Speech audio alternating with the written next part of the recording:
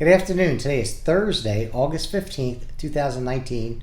I'm Joe Paul, the local president. I've got a handful of things to talk about today. First, we're going to talk about the same thing I always talk about. Always request a steward. If management wants to talk to you about an investigative interview, about your attendance, about anything really, you're going to want a steward. They don't have to give you one unless you ask. Same with inspection service, so always request one. We've had 3 or 4 emergency placements where they put people out of work for alleged incidences and people are out of work without pay. And we've got 3 of the people back and 1 of the people are still out of work and now they're building on a removal case against that person. We believe, I did the case, we believe that it's a terrible case really for the Postal Service. The girl didn't deserve it and we're working on that. So I'll let you know more if we win that at step 2, which more than likely they're going to deny it on the removal and we'll send it up to step 3. We've got 4 removals right now, which is quite a bit this month.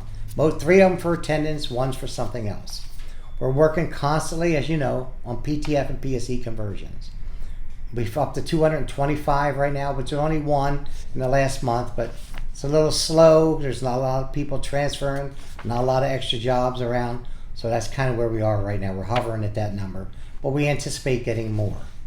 Let's see, don't let management do your work. Don't let other crafts do your work. In the city stations, you have carriers and wool carriers doing work. Management sitting next to you, working the box mail. Can't have that. It's costing us money, costing us jobs.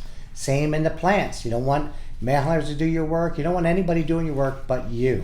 So that work belongs to us. The contract, 0 so far. I put the hesitation to make a little climax here, but 0 so far. We haven't heard anything, and we're hoping. We're picking a new arbitrator right now. I'm told that the union is now in the process of picking our arbitrator. Postal Service picks one, we pick one, then there's a neutral one.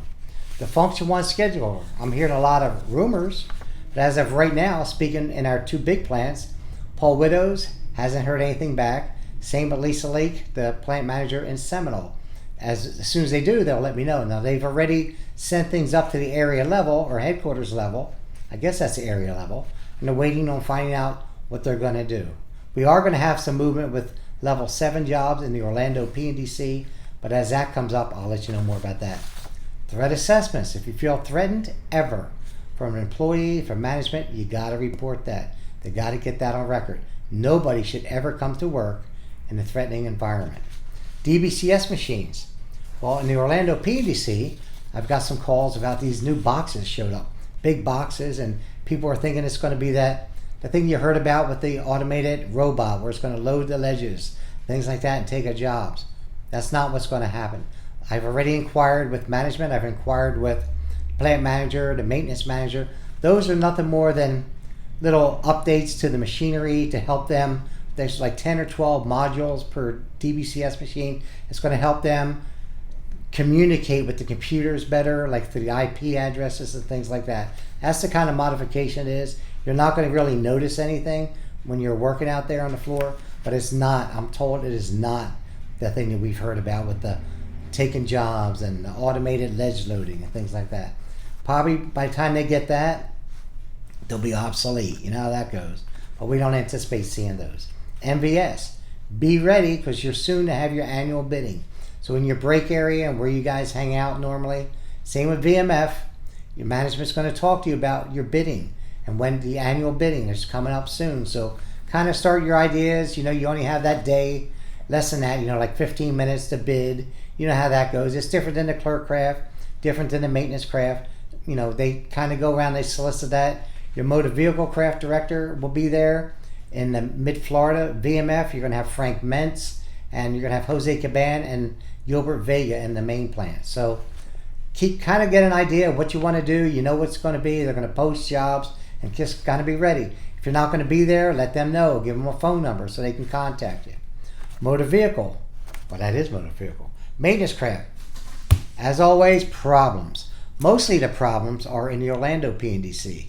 We have some rogue management going on. We have some bickering. We got them denying people stewards, denying the stewards time to see people. We've got tons of grievances going on over there.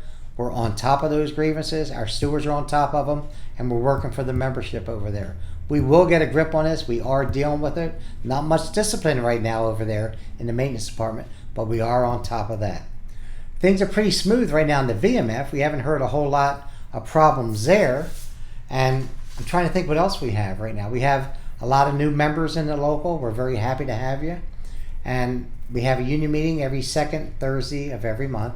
I had to miss 2 meetings ever, and they were in the last 2 meetings. I was in Fort Pierce or Jupiter, Florida, teaching a seminar, and before that I was up in DC on the Hostile Work Environment Committee, which you're soon to see some things rolling out nationally about that.